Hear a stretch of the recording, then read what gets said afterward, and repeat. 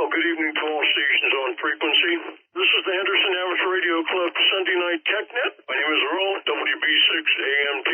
Tonight is the introduction to APRS. Mike is currently standing by remotely. I don't know where that's at. He'll go into that, I'm sure. Mike, are you ready to take it away?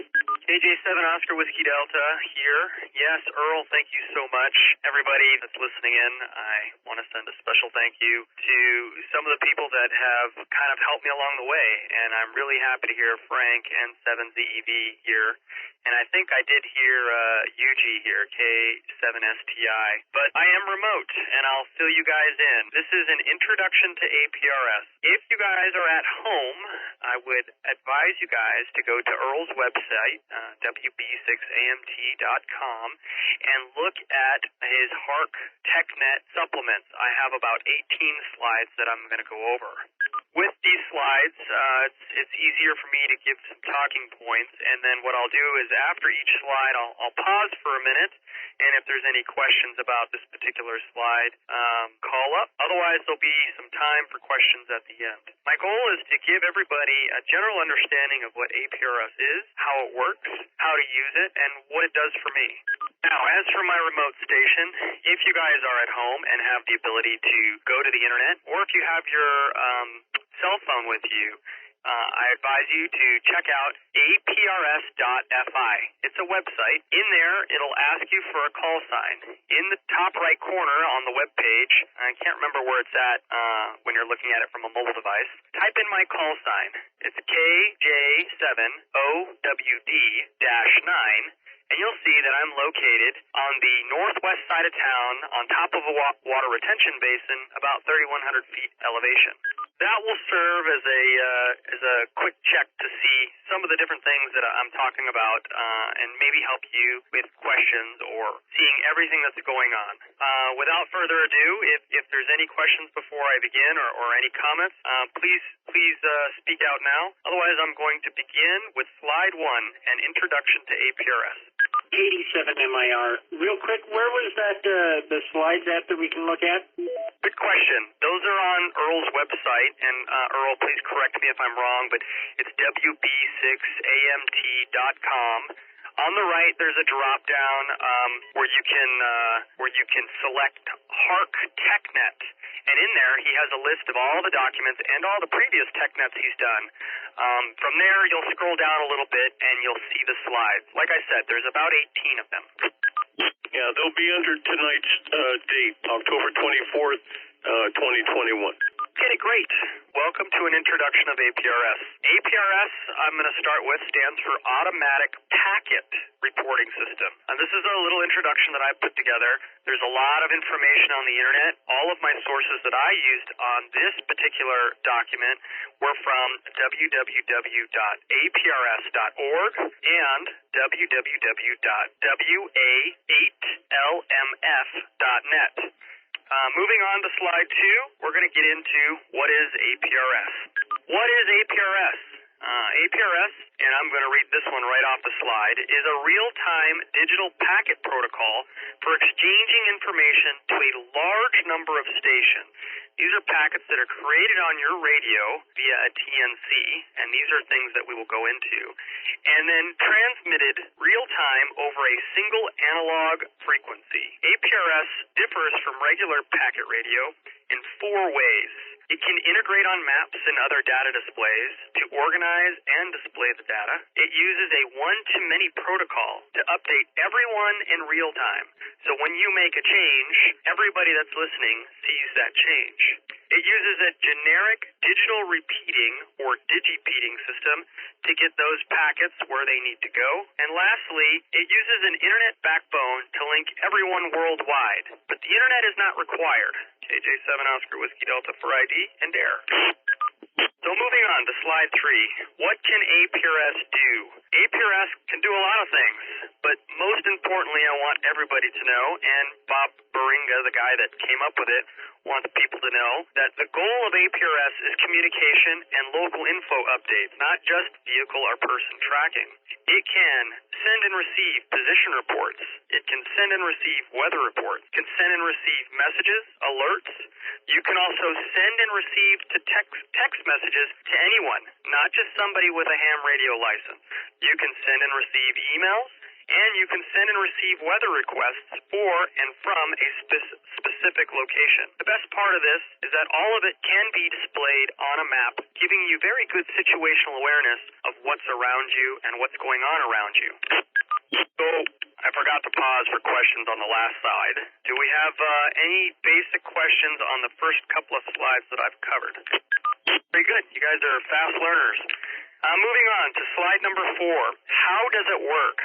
APRS uses packets that are compiled by your TNC within your radio or externally using a ham-created AX.25 protocol, and then is transmitted over a common frequency in all of North America, 144.390. TNCs, like I said, can be built into a radio or are a separate piece of equipment. TNC stands for Terminal Node Controller. This is what actually compiles that data and digitizes it. The TNC uses an AFSK protocol to convert that digital information into tones. AFSK stands for Automatic Frequency Shift Key. So when you listen to the frequency 144.390, or if maybe you've accidentally scrolled across it, you might have heard funny tones that sound like old dial-up internet. That's the AFSK. Lastly, the messages or the packets are transmitted on 144.390 and then repeated via a digipeater. What does this actually mean? It means your radio, equipped with a built-in TNC or a separate TNC, generates the information using that standardized protocol and transmit tones. These tones are what you hear and are repeated on the digipeaters. Any questions? There's a lot of information here, and this is why I wanted to make a slideshow presentation. Anyways, moving on. What do you need to use APRS? The answer is not much. You need a 2-meter radio, a GPS, a TNC, and an antenna. Pretty straightforward. Right now, there are a lot of options for APRS radios. Some of them include Kenwood and Yaesu. I think that they make the industry standard of APRS radios, but there's a few other options as well. They come with a built-in TNC. That's that terminal node controller that does all the digitizing. Another option is to add a TNC to your existing radio, like a MobiLink. You can see a MobiLink on the right side, lower right side of that image there. The MobiLink uses your current 2-meter radio and a phone or a tablet running an app called APRS Droid, and then it's connected to your radio, usually via some sort of input, and it does everything that a Yaesu or a Kenwood unit does. The beauty of using that MobiLink system and your phone or tablet is that you get real-time maps displayed right in front of you. With a Kenwood unit, you can get real-time maps, but it takes a collection of wires and dongles to get it to work right. You cannot get a real-time map with the Yaesu radio because the terminal node controller inside of it is software-defined. I'm going to break a minute and catch my breath. This is KJ7, Oscar Whiskey Delta for ID. Well, there's a few other handhelds that have APRS capabilities, and I want to make it an important note, rather, that DPRS is not APRS. And also know that if you can only beacon out, you have a really limited capability with your APRS unit. If you have a one-way tracker, like some of the early Anytone radios that have APRS out, it's recommended that in the comment section, you include a QSY frequency or another frequency that somebody can contact you on, so that way anybody else using an APRS system can actually talk to you. There's another important note that I was asked to make by my friends at TAPR. TAPR is the Tucson Area Digital Packet Radio Club down in Tucson, Arizona. They were really excited that I was sharing this information with you guys here in Las Vegas and elsewhere where people are listening. And one of the things they mentioned that they wanted me to mention was the importance of turnaround time. Turnaround time is kind of what it sounds like. It's the time that it takes for your radio to transmit a packet, stop transmitting, and turn around and listen. For example, the radio that I'm talking to you on now is a Kenwood TMD 710G. It's kind of the Cadillac of APRS radios. It has a turnaround time reported of under 20 microseconds. If you wanted to make your own system using that Mobilink TNC and hook it up to, say, a Baofeng radio has a turnaround time of approximately 300 microseconds.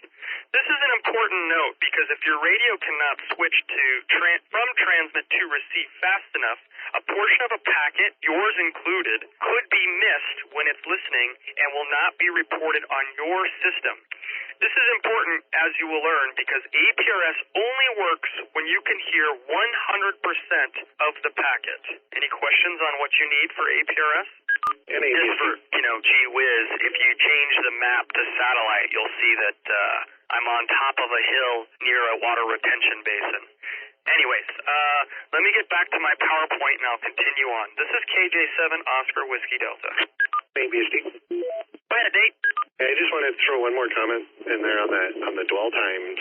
If anybody's interested in getting into APRS cheaply, you might stumble across these little, a typical audio card that would go to a 3.5 mil jack on your computer or Raspberry Pi, and then into a Baofeng, and then a lot of times you can read stuff that will say use the Vox circuit. That does not work very well at all on Baofengs, because when that Vox circuit gets triggered, instead of your dwell time being like 300 microseconds, as if it was triggered with the PTT, it's more like there's a little tail that is on the transmission, and it's like 3 to 5 seconds, which is quite a bit worse. Like that Mobilink or like a Signal Link type device will get you down to like the 300 microseconds, but beware of the cheap little $10, $15 Vox circuit cables for APRS on both things.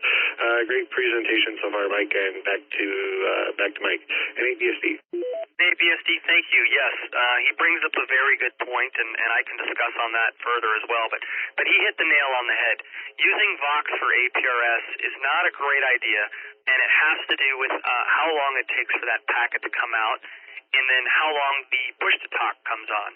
As you'll see further on, the longer that push-to-talk is depressed or transmitting, the longer you're taking up more time on the APRS frequency.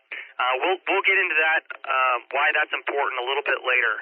Anyways, we're going to move down to the next slide, which is titled SSIDs. So what is an SSID? Well, I used to know what that stands for, and I'm sure somebody else will chime in, but it's a way of denoting what kind of station is currently using the APRS. I keep mentioning that my station is called KJ7OWD-9. I have an iGate on the northwest side of town, and its call sign has a -10 SSID, so it reads KJ7 Oscar Whiskey Delta -10. So what's cool about these SSIDs is they're all pretty much standardized. There's 15 of them. And quickly, when I see a station come up on my radio and I see it's a -7, I'll know that's a handheld that potentially has message capability. Or I'll see -9 and I'll see that's a primary mobile, which generally speaking is message capable. Now, let's talk for a minute about those one-way trackers that I mentioned earlier. It's important that you don't use a -9 or a -7 SSID because they are not, generally speaking, message capable. Bob Baringa, when he set this up and started using SSIDs and standardizing them, he offered a -12, a -12 for one-way trackers. That way people can see that you're moving and that you're mobile. But, sorry, I just got a message from KN6LDC. I'll cover messaging shortly. Anyways, if you do the -12, people will know that you're moving, but you're not message capable. And that's why in the comment field, it would be important to put your QSY frequency. Questions on SSIDs? KD7MIR. IR, go ahead, sir. Yeah, SSID stands for Secondary Station Identification. So that's how you can differentiate that you have more than one station so that people can send traffic to you. That's left over from the old packet radio days. MIR, thank you so much. Yes, there you go. Secondary Station Identification. Okay, moving down. The next slide is an important one to me. Does it require internet? No, but although APRS is local real-time information, the data can be injected into the internet through what's called an iGate. I mentioned that I have an iGate on the northwest side of town. There's another iGate on the southwest side of town, and there's another one in Henderson, and I've seen a few more kind of popping up. What is an iGate? It's an internet gateway. They allow worldwide data to come to you provided you are within an iGate. They also allow people to see that data in real time. So that data that is produced on APRS.fi or another website, APRSdirect.com, that's where you can see that information. The internet is what really makes APRS shine, in my opinion. Are you in the middle of nowhere without cell phone service? You can send a message home letting your significant other or person of interest know that you're safe. Are you curious about the weather? Ask for a weather report via WXBOT. That's Weatherbot. Want to have a QSO with a friend or family member living a few states away? Send them a message. The limitations here again, as I mentioned, are the iGate. If you can't reach an iGate can't reach you. Any questions on iGates? So the iGate is as effective as whether you have a cell phone tower or not? Well, yes and no. Again, APRS was a tactical two-way communication system, so the whole idea was that within 30 minutes you can kind of see a lay of the land of anybody that's transmitting a signal or receiving a signal. And then I think it was back in the late 90s and the early 2000s, people realized that you can inject that information to the internet. Now, you mentioned like having a cell phone. I can get the information from central Nevada, where there is no cell phone service, onto the internet because generally speaking, the packets are really low bandwidth, and so they travel a pretty good distance from Mountaintop Digi to Mountaintop Digi and can make it hundreds of miles to find an iGate. So, yes and no, and we will cover Digis and what their range is a little more further. Does that answer your question, Oyen? Roger. Anybody else? You guys are giving my forearms a rest, so I don't have to push the talk when you guys ask questions. All right, KJ7 Oscar Whiskey Delta for ID. Moving down to messaging. Messaging is just like it sounds, a way to send another station a message. As I was sitting here talking about APRS, I did receive a message, and I'll go ahead and read that to you. LDC sent me a message, and his message says, I love APRS. I love APRS as well. So, with the advent of iGates, messaging is no longer limited to line of sight. When you compose a message, it's sent from your radio, and then is bounced off the Digi until it hits an iGate. Your iGate then reaches the internet. Provided your recipient was heard by another iGate anywhere in the world within a certain time, about 30 minutes, their nearest iGate will generate a message via RF and send it back out to them. The most important point for an APRS message system to work is that both stations have been heard by a local iGate. So this is why two-way iGates are imperative to this system. I got into ham radio because of APRS. About a year and a half ago, I was building out my truck, and a lot of you know that I'm very proud of my truck, and I do a lot of camping in my truck in very remote locations. And I heard a buddy talking about how he has a radio that does APRS, and he can send a message to and from his wife who was living in Phoenix. This blew my mind.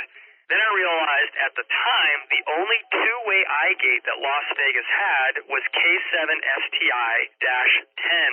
Digi was the only person that had one. So I went about trying to rectify this, and luckily there's been a few other people, a few other iGates that have popped up. I'm going to pause for air and give a little more detail on exactly how messaging works. W7HEN repeater. WV6AMT. WV6AMT, go ahead. Okay, is an iGate a different piece of equipment, or is it just explain how someone could put an iGate in? Absolutely, that's a great question. An iGate is still a two-way radio with TNC, if you will, or some sort of machine that can decode those digital packets. So my system includes an antenna, quite obviously, a single monoband 2-meter radio that has a data port in the back, and this data port is connected via a sound card, USB sound card, into a Raspberry Pi. My Raspberry Pi does all of the decoding and transmitting whenever it receives a message and there is a request for a message. So you can use your standalone unit like a Kenwood unit or a Yaesu unit, but it has to be connected to the internet somehow. Does that answer your question? That's got me going in the right direction. Now, the Raspberry Pi is going to be your internet, obviously your internet connection. Is there a script that or a piece of software that you need to use specifically to make it an iGate, or is that something that you're going to cover a little farther down the road?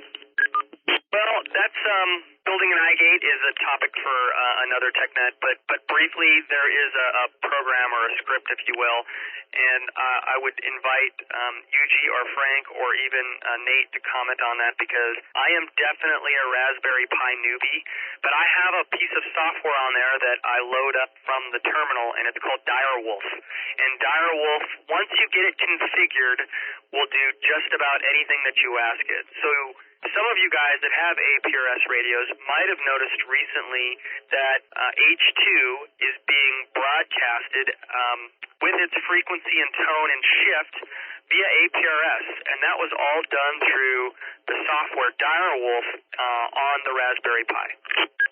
Okay, thank you. WV6AMT. Good question. It's a great question, in fact, and I've had a few people, RFN in particular, ask me about building iGates and doing a TechNet on building iGates. I am definitely not an expert on that. I've done it one time, but I could probably come up with something. I'm going to pause for air and then, like I said, come back with exactly how the messaging sequence works when it's going from RF to the internet. BSD. Go ahead, Nate. Yeah, just to add in one little bit about iGates is that there's kind of two flavors of them. There's ones that are receive only, and it's really common that folks will use like a cheap RTL SDR and a Raspberry Pi to run a receive only iGate. But then what you're talking about is kind of a full duplex, with a transmitting system. So if folks are looking that up online, be aware that there's receive-only ones and then full functioning transmit and receive iGates. Back to net control, NABSD. Very good. I know I can always count on you, Nate. Thank you so much. So messaging, by the way, this is KJ7 Oscar Whiskey Delta. How does messaging work from RF to the internet back to RF? Well, first, there's an originating station, and it formats an APRS message for an intended recipient. I'm going to use Frank as an example. So I'm sitting in my truck. I'll put in his call sign, N7ZEV-9, if he's in his mobile unit. I'll put the message, and I'll transmit it.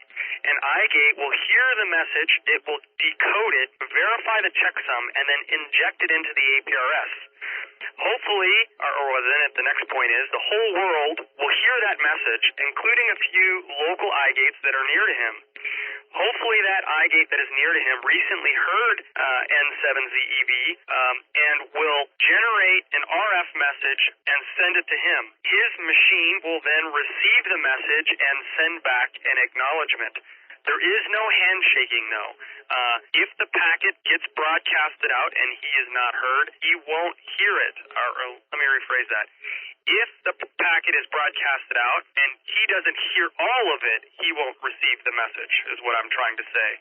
It's imperative that an iGate local to him heard the message, or rather heard him, so that way he can hear the message. So, in summation, I send a message, it gets heard by an iGate, it gets verified, it gets sent via the internet to all of the iGates in the world. An iGate near him has heard him recently, it will generate the message and send it to him, and then there will be an acknowledgement. So that's how messaging works from RF to the internet back to RF. Any questions on that?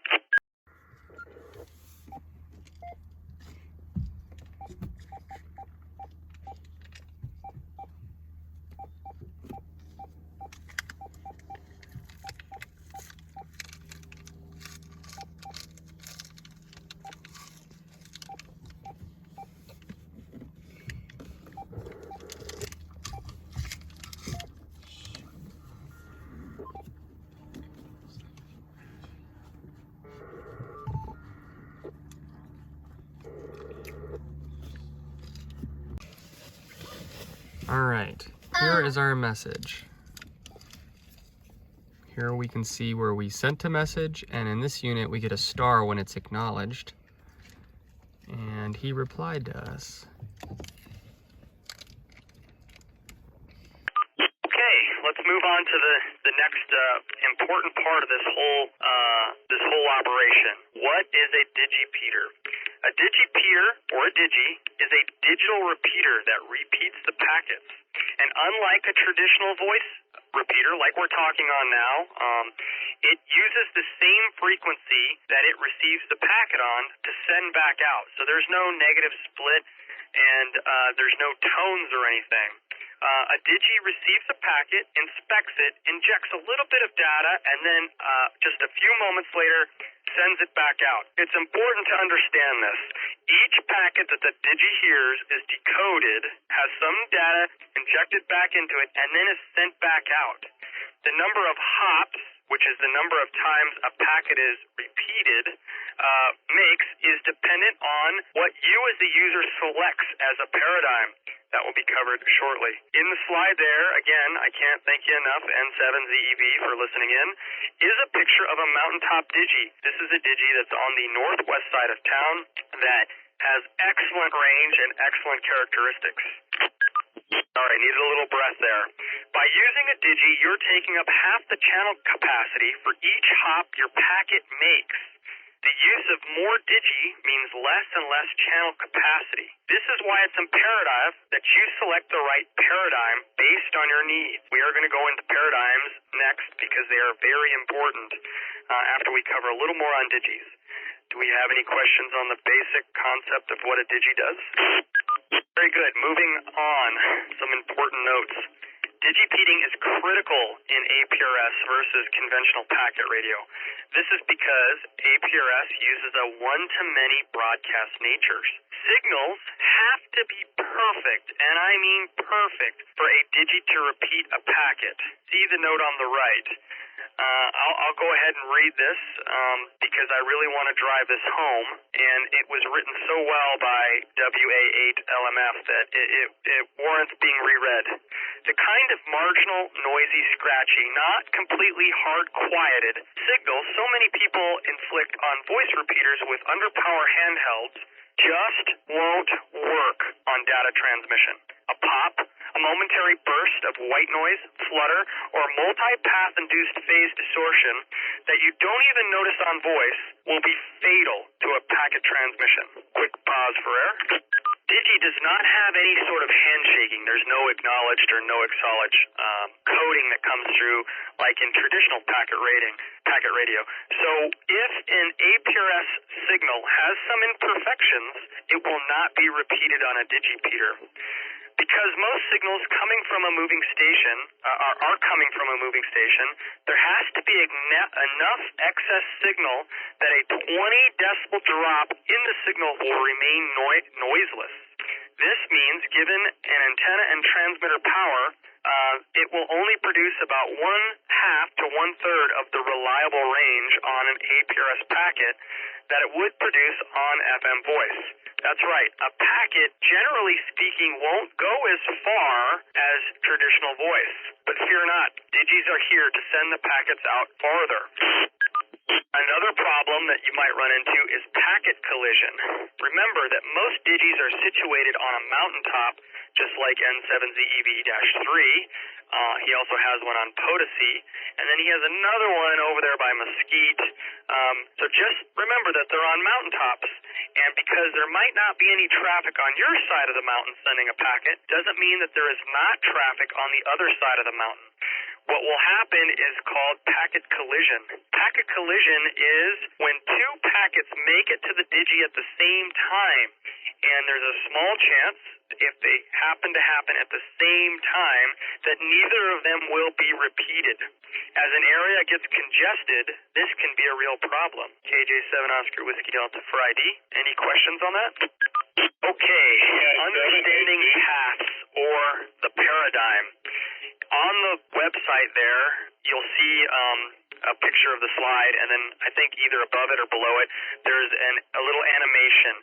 And this little animation is showing a mobile user that has his radio set up as a wide 11, wide 22 station. What does that actually mean? That means that his packet will be broadcasted from his vehicle and hit a fill-in digipeater, which is something that you'll find in town. Or sometimes iGates also act as fill-in digipeaters. So an iGate can not only inject the packet to the internet, but it can also send out a signal trying to get rebroadcast your packet, trying to get it to a mountaintop digi where it can extend the range. Once it leaves that fill-in station, the wide 11 paradigm is dropped and it becomes a wide 22. That means it'll hit the high-level wide coverage digipeater. That high-level wide coverage digipeater will repeat it, and it will hit all the other digipeaters around it and then be broadcasted again. That's that hops I'm talking about. So the first hop hits the fill-in. From the fill-in, it goes to the high level. From there, it gets broadcasted out to all the other surrounding iGates and then is heard again. This is very difficult to understand, and that's why I think this graphic really shows you what's going on. Now, I want to note, please do not run around town using a wide 11, wide 22 paradigm. Let's move on to the next slide, understanding paths, and then we'll cover the paradigm questions. So, what are the paradigms?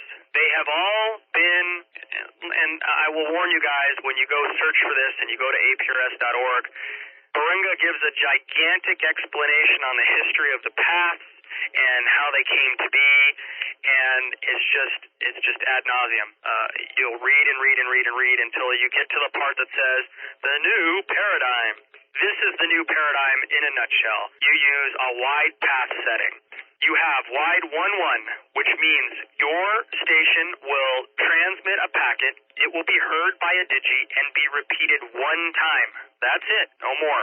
The next one is wide 11, wide 21. This produces 2 hops. That means your mountaintop digi will hear your packet, repeat it. It will be heard by another mountaintop digi and repeat it again. Like in the last slide, the other option is wide 11, wide 22. That's that 3 hops that I was talking about. In there's a recommendation for most mobile operators to run wide 11, wide 2-1 settings. I disagree.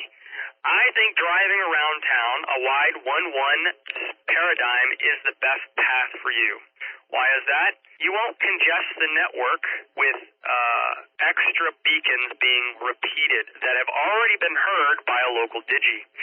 The biggest problem I have with our network here in Las Vegas is we get a ton of signals from San Diego, from Los Angeles, from Anaheim. If I'm on the south side of town and somebody in HRO down in Southern California has messed with their little APRS radio and changed the wide path setting, I generally get a beacon letting me know that HRO is in Southern California. Why do I need to know that? I know where HRO is. It would be useful if I was in California trying to find it, but not in Las Vegas. And the reason that's happening is because they've changed the path setting to the wrong paradigm. Pause for error, and then I'm going to talk about baud rate. Well, let me take this one step further. Why do I recommend that 1-1 setting?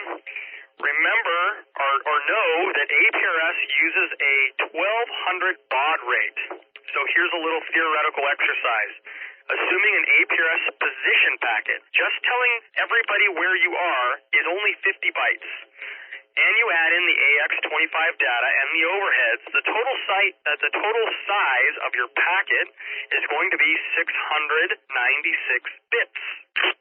The packet takes about 1 second to transmit.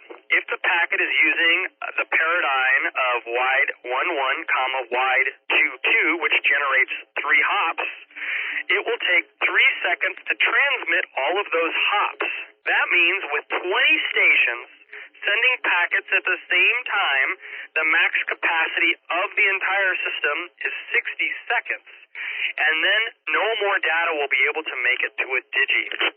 Sorry, I had to catch my breath there. So, by using a wide 1-1 setting around town, you're using less of that limited 1200 baud for our congested network. Does anybody have, and I'm sure I'll get a few, questions about the paths and the new paradigm? Yeah, 7-8 here. There was 2 at once. I heard suffix A and B, I think. TD7MIR. Go ahead, MIR. All right, I thought I would give one little bit of understanding with the wide 11, wide 21, or wide 22. The first wide 11, if everything is set up right, only a fill-in digipeater will respond to that.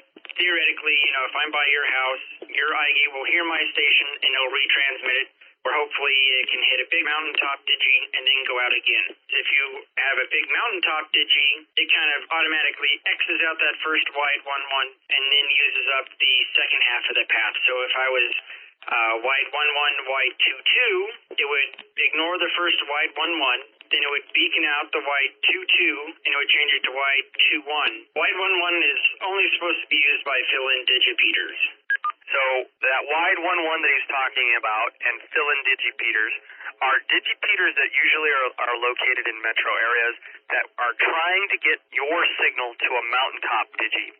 When you're in remote areas, you can have wide 11, wide 22. So if you're out by Tonopah and you have the wide 11, wide 22, which should generate 3 hops, you won't actually get 3 hops out of it because there are no fill-in digipeaters, generally speaking, in the middle of nowhere. So what happens is when that Mountaintop station hears your packet for the first time, it will drop the wide 11 and will automatically only give 2 hops. The main point that I really want to drive home here is that if you're running around town and not going anywhere, just use a wide 11 1-hop system. If you're going out of town, let's say you're going from here to St. George or here to California, start with a wide 11, wide 21, which will give you 2 hops, and see where that gets you. If you're going way out remote, then start thinking about 3 hops. The next slide should be a picture of the LA Basin, and this is going to circle back to that whole 1200 baud limitation. I took that snapshot when I was building this, and it was very serendipitous. There happened to be 17 RF stations that were moving at that very time. So because no system is 100% efficient, theoretically, this network could have been at 100% capacity if everybody was using the wrong path settings, if they had too many hops going on. Remember, when Bob Baringa set up APRS, he set it up as a real-time, tactical, two-way digital communication system where he could get a globalized snapshot of all traffic in a 30-minute span. So you don't need to be sending packets every minute. The idea is if you're in a fixed position, maybe once every 30 minutes.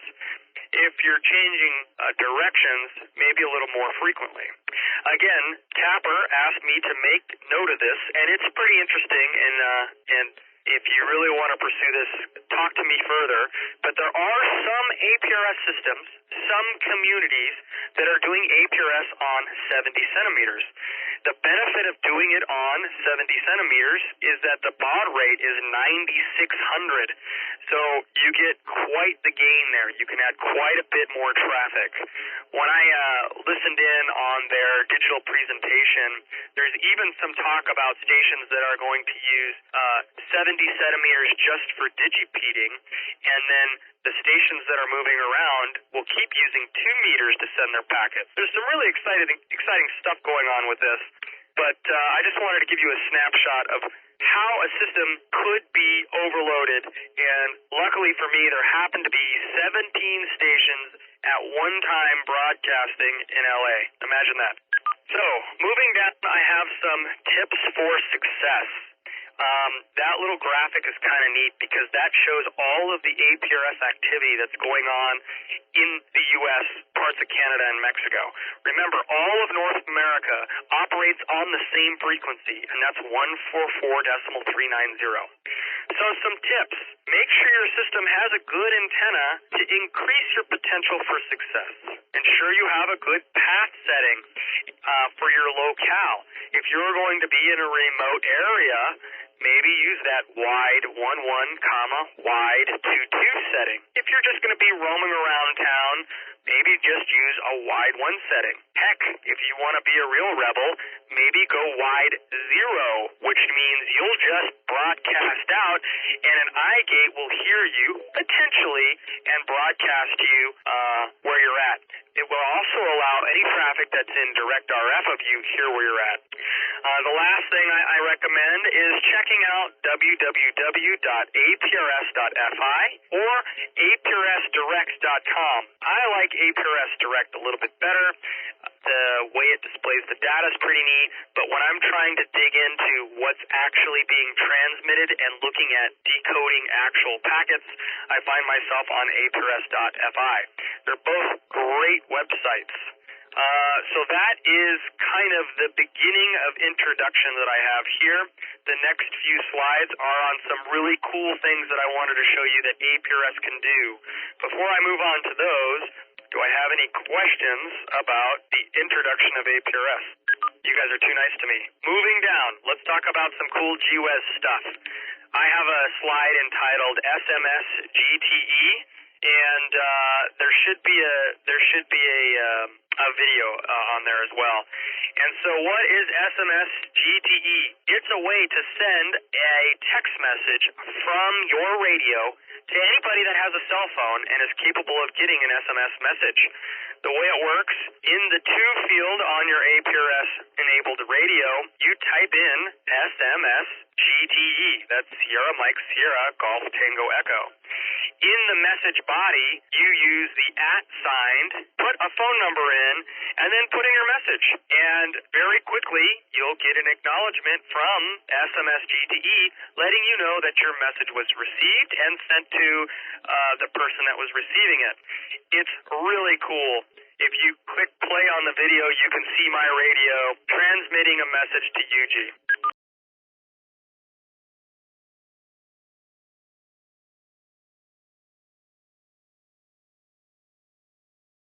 Up and down? Yeah, you can push it down and up. Here's the message that I received from SMS GTE. This was sent from his cell phone directly to my radio head. Now, this only works if you're within range of an iGate. So, I have to remind you again, if you are in the middle of central Nevada, let's say you're near Warm Springs, Nevada, which is about halfway between Tonopah and Ely, you can use SMS GTE, and there's a very good chance that your signal will make it out, but you might not get a response. When the recipient gets a text message, it comes from I think a 201 area code. It will say your call sign and then whatever that message is. And then the recipient, all they have to do is type a message back on their phone and hit send. That message gets injected into the APRS Internet, IS, and finds an iGate that heard you last. That iGate, just like regular messaging, will send an RF packet to you, so that way you get it on your radio. I'm telling you guys, this is really, really slick. AJ7 Oscar Whiskey Delta, any questions about SMS GTE? You guys are going easy on me. Okay, the next slide is WXBot. I will have a video of how WXBot works, but it works very similar to SMS GTE. It allows you to obtain a weather report for your current location, because remember, APRS requires a GPS signal, or any place that you want a weather signal, weather report, excuse me. So what you do is in the to field, you type in WXBOT. That's Whiskey X-Ray Bravo Oscar Tango. And then in the message field, you can put in a where, when, and what. So if you leave it blank, it'll send you weather for your current location. You can put in a buddy's call sign, and it'll tell you what the weather is based on where their address is on QRZ. You can put in a city or state, or lastly, you can put in a 4-letter ICAO airport code, such as KLAS or PHNL for Honolulu. You can ask when, so you can say today, tomorrow, tonight, or you can even put in the day. You can say Las Vegas, Nevada, Tuesday, and it'll tell you what the weather is going to be. Lastly, you have an option of what kind of briefing to get. If you don't put anything in there, it will give you a briefing, and quite literally, it'll tell you the temperature, if there's any warnings, and what the winds are like. Otherwise, you can ask for a more in-depth weather report by putting in current, or for you aviation nerds, much like myself, you can put in METAR, and that'll give you everything from wind speed and direction, temperature, dew point, altimeter settings, cloud coverage. You get the point. That's WXBot. Any questions about Weatherbot? This is how you can get weather.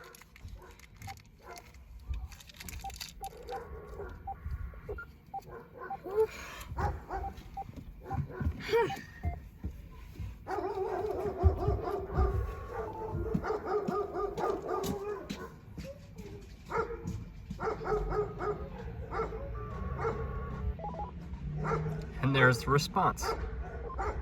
Now we can read that, and it'll show us our current location and then the weather. Okay, moving on to the next slide. I have a picture of a Mountaintop Digi, and it's showing its range, and this is really cool. And again, Frank, if you're still here, thank you so much for making this work and setting this up at Angel Peak. This is a snapshot of N7ZEV-3, which is a Mountaintop Digi that he has. It shows the approximate range, that's that purplish circle that kind of goes around there, where N7ZEV should hear you.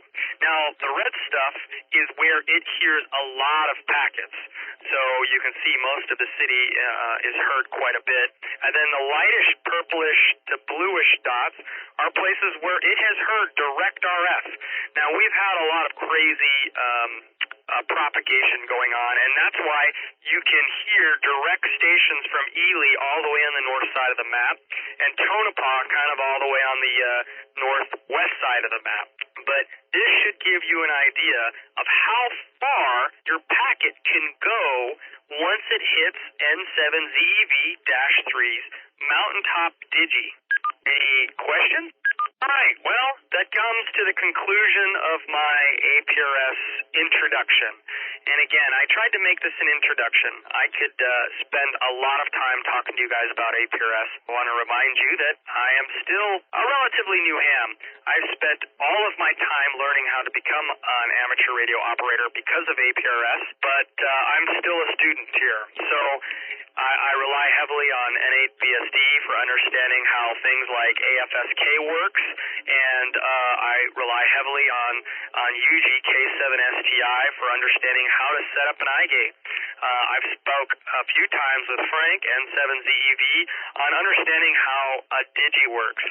I couldn't give this presentation without everybody in the ham radio community's help, so thank you for that. Without further ado, let's break out questions. WB6AMT. Go ahead, Earl, KJ7 Oscar Whiskey Delta. So I could essentially set up an iGate here at my house, which would be in the North Las Vegas, to help matters out, even though I don't have APRS set up in my car, correct?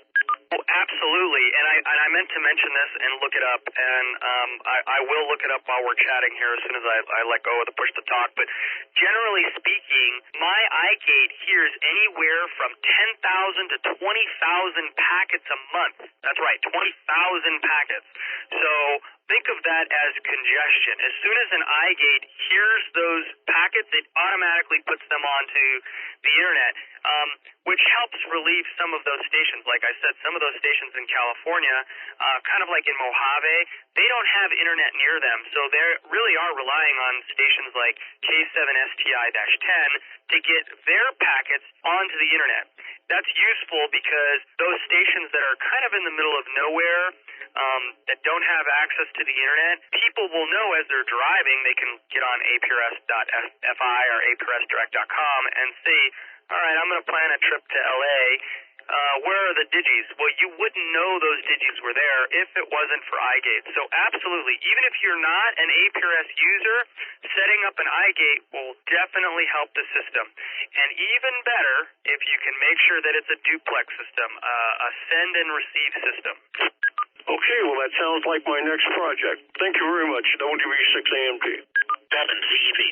7ZEV, please, go ahead, take the floor. Two things, Mike. One, on the messaging, the Kenwood 700 radio, which is manufacturer discontinued and is hard to find, but if you can find one, and not only is it APRS capable, but a keyboard plugs into it, and it makes this whole messaging procedure much more user-friendly. And second point is, your presentation was extremely well done. Thank you. Thank you, Frank. That means a lot coming from you.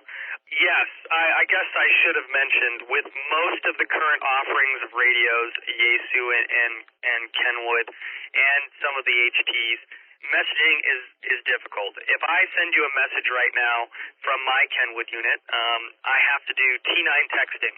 Now, most of you ham radio guys have been around about as long as I have, some maybe a few years longer. You guys know what T9 texting is, but I asked my neighbor kid if he knows what T9 texting is, and he looks at me like I'm crazy. So I use my DTMF mic to type out the letters. So if I need the letter C, I have to hit the number 2 3 times to get the letter C.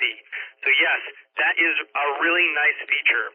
I know that on that FTM 400 unit, there is a digital displayed keyboard and it's touchscreen. I hear that's a little bit better. It is to a point. You can still fat finger it when you drive. KJ7 NAS. Not another spouse. We don't text and drive, though, right? That does bring up another random point. You can set up your radio to automatically send a reply if you are driving. Because GPS is required, my radio knows that when I'm driving over, say, whatever I set it up to, I don't remember, 30 miles an hour. If you send me a message, you'll get an automatic reply, and mine was user inputted. It says, well received, ! 73. And so if you see that and it comes almost immediately after you send me a message, please note I'm not trying to be short with you. I probably just have my hands on the steering wheel. Any other questions before I kind of close up and we move to what I think the guys call the after party? All right, KJ7 Oscar Whiskey Delta. Listen, guys, I'm very excited that you guys gave me this opportunity to speak on this, and I will talk your ear off about it. I mentioned it before, I'll mention it again. I got into ham radio because of APRS. I have been in the middle of nowhere, and when I say nowhere, I mean nowhere, and sent messages to my wife to let her know that I was doing fine. Last October, I was sitting at about 12,000 feet on Black Bear Pass and just outside of Ouray, Colorado, and I was getting packets sent to Albuquerque, New Mexico, reliably, and let my wife know that I was having a wonderful time hiking with my family, my uncle and my cousin. So it's pretty powerful, and it's much, much more than just position reporting. If you just have a one-way radio that can only send out beacons and can't receive messages, that's okay. That's a good start. But please add a QSY frequency, so that way when I'm driving around and I see your beacon pop up, I can quickly tune to your frequency and say hello. Again, I really appreciate this, Earl, for giving me this opportunity. This is something that I really enjoy, and I hope to spark some more interest in the rest of the people that are listening on the net. This is KJ7 Oscar Whiskey Delta saying thank you. Hey, Mike, I've got one question here. I don't know if maybe if I missed this earlier, but you've mentioned that you could send a message to your wife. Now, in doing that, does the message get, how does she get that message? Does it come as an email, or is she a licensed ham and has an APRS radio there at the house, or how does she get that message? Question. No, you do not have to be a licensed ham to receive the message, and you do not have to be a licensed ham to reply to the message. The way it works is through that SMS GTE slide. So if you scroll back up, it's probably about slide 15 or 14 or so. In the to field, you type in SMS GTE, and then in the message body, you put in the person's phone number, and then it's just like when you send me a text message or I send you a text message. You put in the person's phone number, and then you type the message that you want. Now, there is some limitations. The limitations are, I think, 126 characters. I don't remember if it'll break it up into two messages if you send more than 126 characters, but it goes directly to their telephone. Now, email is also another option.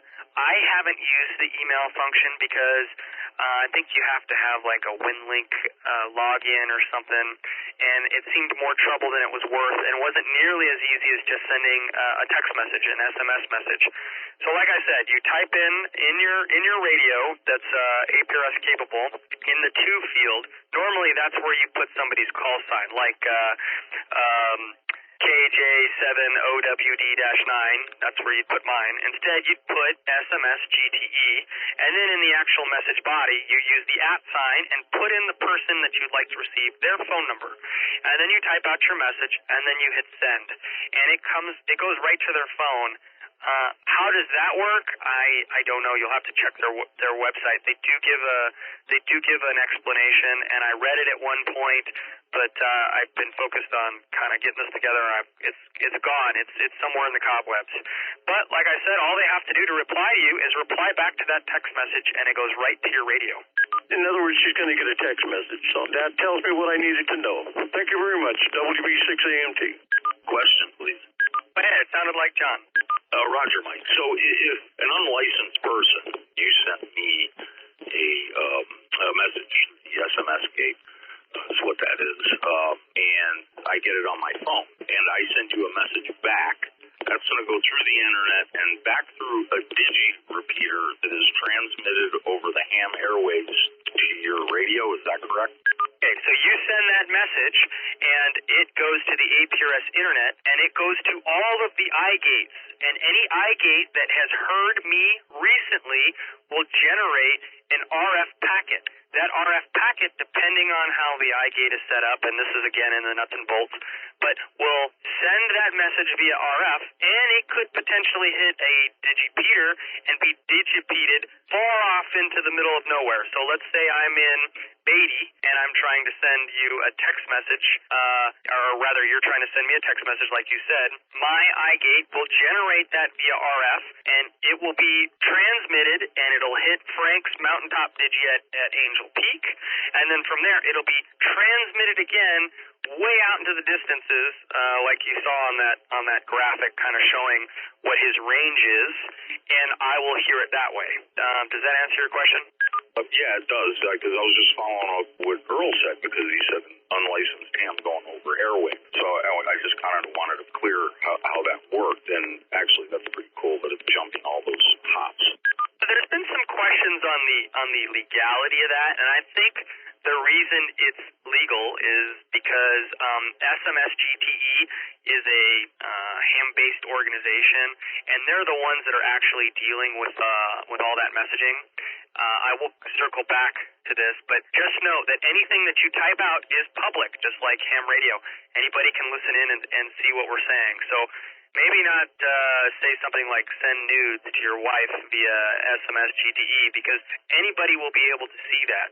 But anyways, circling back, because they're handling that and it's being broadcasted via a licensed ham's iGate, I think that's how they're able to kind of, I don't want to say circumvent the legality of a non-ham sending an RF message, but that's kind of what's happening. Okay, Roger. I was just curious. I am familiar with SMS Gate. I use it on DMR because you do the same thing. I aggravate my wife all the time. So very good. Thank you. 87MIR. Yeah, go ahead.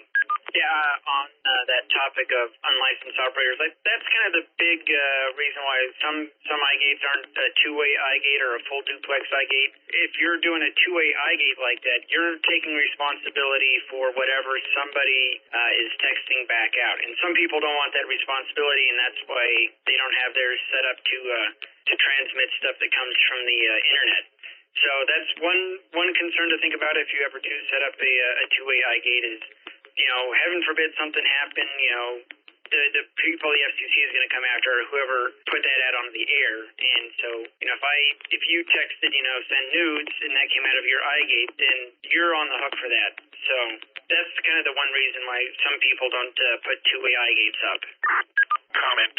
Yeah, that's a very good point, and something to think about if you are interested in setting up a two-way iGate. Go ahead, station with the comment. This is KJ7 Oscar Whiskey Delta. Just a correction on the two-way iGate. The AX25 protocol requires a call sign in it, so there's no way, it's not open to the public. N7CEP. Right, Frank. No, you're right about that. But I guess my point, or rather, what I'm saying is that anybody in the public can go to APRS.fi, happen to click on your station and look at your packets and see that you send nudes or whatever inappropriate thing that you want to send, because it is publicly visible for anybody when you look at the raw packet data. That's kind of where I was going with that. And concur, absolutely correct. Visible data. However, data coming back through a two-way iGate is controlled. See, very good, and thank you for that. That's good to know. Question? With a question, go ahead. Yeah, W6FW. So for the last gentleman, then does it somehow screen for obscenities, or could a non-ham send an obscenity-laced text back to you? So I'm pulling up their website as I'm here. I do know that they have some shortcuts, and you're going to have to go to their website to look at their shortcuts. But let's say some random person gets your call sign and decides to send you these obscenity-laced text messages, as you said. First of all, they have to know the number for SMS GTE to work, and the only way you can get that number is if you have used the system previously. So the way I was able to get to the system, and this is kind of their verification method, is you send via your APRS radio a text message to yourself, and then you get that message and that phone number. Now, I shared that phone number with my wife, and now she has it, and she knows that when she gets a phone number, and like I said, I think it's a 210 area code or 201. Whenever she gets a message from that number, she knows, oh, look, this is my crazy husband with this KJ7 Oscar or OWD call sign. Now, there's some filters, too. So let's say somebody random gets the number and starts bombing you or spamming you with obscenities. you can go in there, and I think it says APRS kill or something. So you send it to SMS GTE, and then it knows that that person's spamming you, and it'll block it. Now, listen, I'm shooting from the hip here. I'll pull this up as we discuss this further, but I don't know exactly how else to stop that spam from coming other than using these filters. W7HEN. Okay, thank you. W6MW. I will make one more comment about shortcuts. You know, the raw packets can be decoded and anybody can see the phone number that's being used. So some of the shortcuts that are kind of cool are you can set it up as like wife. And you have to do that through their website. You go onto their website and you say, this phone number, 555-1234 equals wife. And whenever then you type in wife and your message, and it knows because of the database that they store that that's your wife. And then when somebody looks at the raw packet and they click on your raw packet, it'll just say wife, I'm home safe, 73 or whatever the case may be.